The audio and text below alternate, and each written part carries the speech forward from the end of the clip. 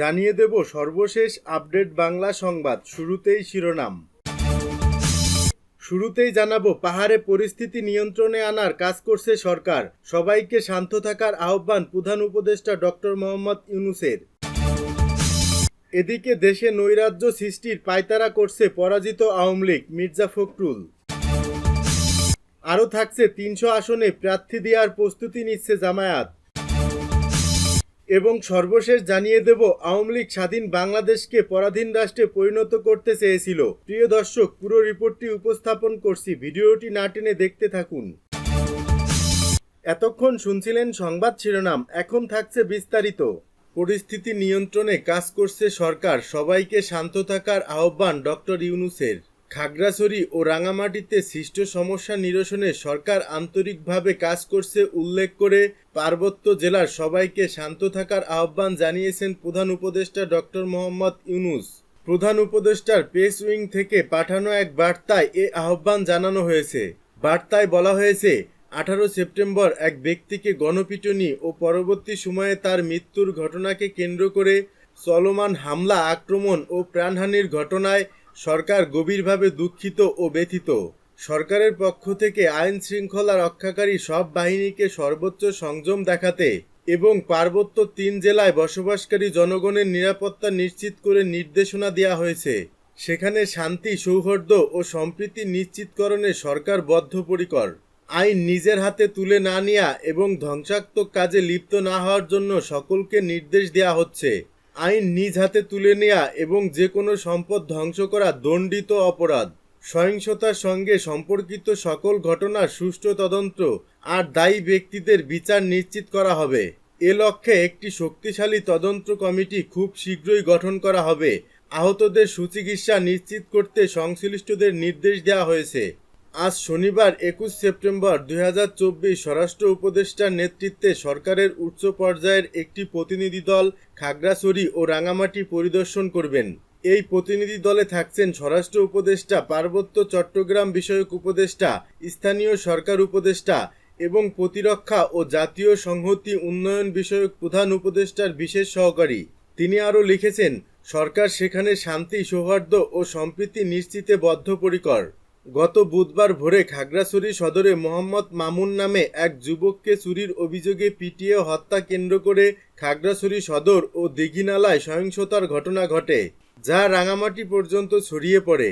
নাশকতা রোধে রাঙামাটি ও খাগড়াছড়ি পৌর এলাকায় 144 ধারা জারি করেছে জেলা প্রশাসন।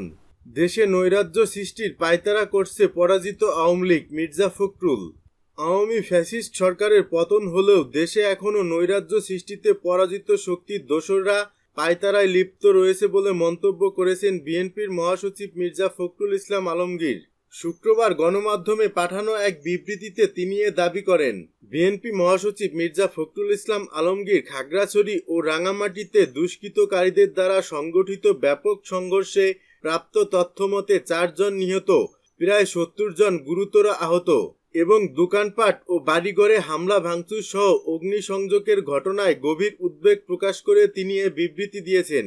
বিএনপি মহাসচিব বলেছেন, ছাত্র জনতার আন্দোলনে আওয়ামী ফ্যাসিস্ট সরকারের পতন হলেও দেশে এখনও নৈরাজ্য সৃষ্টির পায়তারায় লিপ্ত রয়েছে পরাজিত শক্তির দোসররা। তারা গভীর ষড়যন্ত্রে মেতে উঠেছে। ষড়যন্ত্রকারীরা ছাত্র জনতার ঐতিহাসিক বিজয়কে মেনে নিতে পারছে না বলেই বর্তমান অন্তর্বর্তী সরকারকে বেকায়দায় ফেলতে দেশব্যাপী খুন খারাপিতে মেতে উঠেছে। আওয়ামী ফ্যাসিস্ট জনগোষ্ঠীর ভয়াবহ দুঃশাসন থেকে জনগণ মুক্তি পেলেও দেশ এখনও পুরোপুরি নিরাপদ নয়। তিনি আরও বলেন, দুষ্কৃতকারীরা দেশকে অস্থিতিশীল করতে মরিয়া হয়ে উঠেছে, আর এ কারণেই জনগণের উপর হামলা চালিয়ে তাদেরকে পৈশাচিক কায়দায় হত্যাসহ গুরুতর আহত করা হচ্ছে। খাগড়াছড়ি ও রাঙামাটিতে দুষ্কৃতকারীদের দ্বারা হতাহতের ঘটনা সেটিরই নির্মম বহিঃপ্রকাশ। এসব সন্ত্রাসীদের কঠোর হস্তে দমন করতে হবে, এর কোনো বিকল্প নেই। হামলা ও রক্তাক্ত পথ অনুসরণ করে ষড়যন্ত্রকারীরা যাতে ফয়দা লুটতে না পারে, সেজন্য দলমত নির্বিশেষে সবাইকে সজাগ থাকতে হবে। আর তাহলেই দেশে প্রকৃত গণতন্ত্র, সুশাসন ও মানুষের জানমালের নিরাপত্তা নিশ্চিত হবে। বিএনপি মহাসচিব বিবৃতিতে খাগড়াছড়ি ও রাঙামাটিতে জনগণের উপর হামলাকারী দুষ্কৃতকারীদের অবিলম্বে গ্রেপ্তার ও দৃষ্টান্তমূলক শাস্তির জোর আহ্বান জানান। তিনি নিহতদের বিদেহী আত্মার মাগফিরাত কামনা সহ তাদের পরিবারের সদস্যদের সমবেদনা জ্ঞাপন এবং আহতদের দ্রুত সুস্থতা কামনা করেন। আওয়ামী লীগ স্বাধীন বাংলাদেশকে পরাধীন রাষ্ট্রে পরিণত করতে চেয়েছিল। ডক্টর শফিকুল ইসলাম মাসুদ, বাংলাদেশ জামায়াত ইসলামীর কেন্দ্রীয় কর্মপরিষদ সদস্য ও ঢাকা মহানগরী দক্ষিণের সেক্রেটারি ডক্টর শফিকুল ইসলাম মাসুদ বলেছেন, আওয়ামী লীগ স্বাধীন বাংলাদেশকে পরাধীন রাষ্ট্রে পরিণত করার সব ধরনের অপচেষ্টা চালিয়েছে।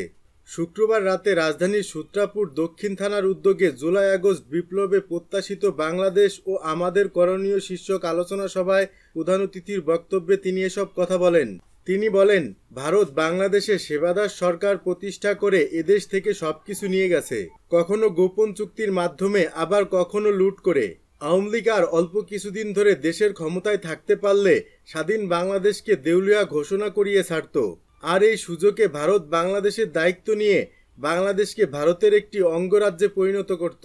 তিনি আরও বলেন, আওয়ামী লীগ কেবল মন্দির গির্জা ভাঙে না, মুসলমানদের মসজিদও ভাঙে। মসজিদের ভেতরও আওয়ামী লীগের হাতে মানুষ নিরাপদ না।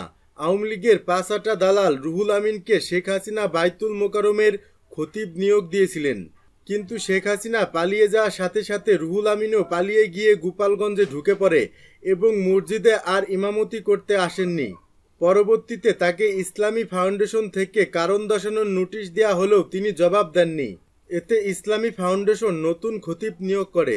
নতুন খতিব নিয়োগের সাথে সাথেই আগের খতিব অব্যাহতি পেয়ে যায়।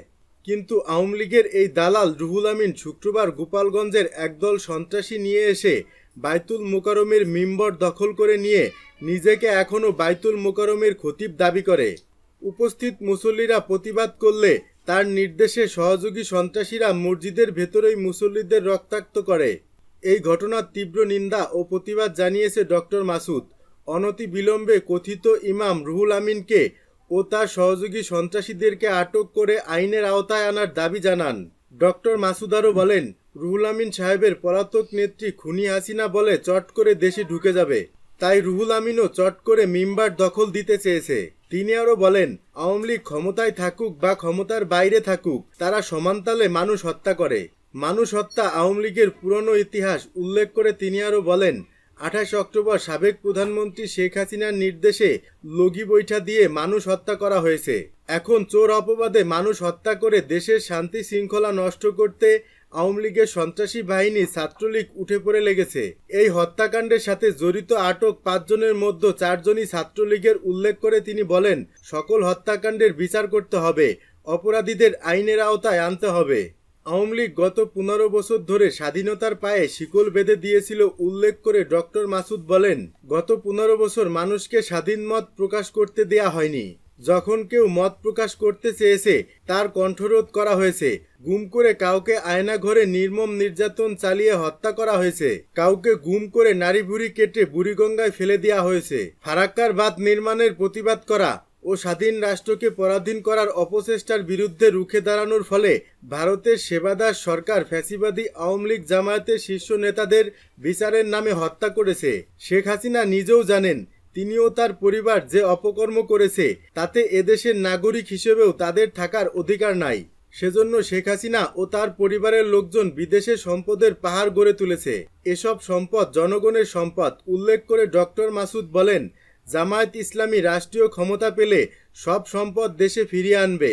উপস্থিত বাংলা বাজার ব্যবসায়ীদের উদ্দেশ্যে ডক্টর মাসুদ বলেন, এই বাংলা বাজার পুস্তক প্রকাশনা ও জ্ঞান বিতরণের ভাণ্ডার, কিন্তু এখানকার বহু ব্যবসায়ীকে ফ্যাসিবাদী হাসিনার সরকার জেল জুলুম নির্যাতন করেছে শুধু দোকানে কুরআন হাদিস বই থাকার অপরাধে। আওয়ামী লীগ ইসলামকে বাংলাদেশ থেকে নির্মূল করে হিন্দুত্ববাদী ভারত প্রতিষ্ঠার অপচেষ্টায় লিপ্ত ছিল। তবে বাংলাদেশের সংখ্যাগরিষ্ঠ মুসলমান ইসলামপ্রিয় শান্তিকামী মানুষ তাদের অপচেষ্টা নস্যাৎ করে দিয়েছে। সভা শেষে জুলাই আগস্টের ছাত্র জনতার আন্দোলনে শহীদদের আত্মার মাগফিরাত কামনা ও আহতদের আরোগ্য কামনায় বিশেষ দোয়া ও মোনাজাত পরিচালনা করেন মাওলানা আবু হানিফ নেছারি।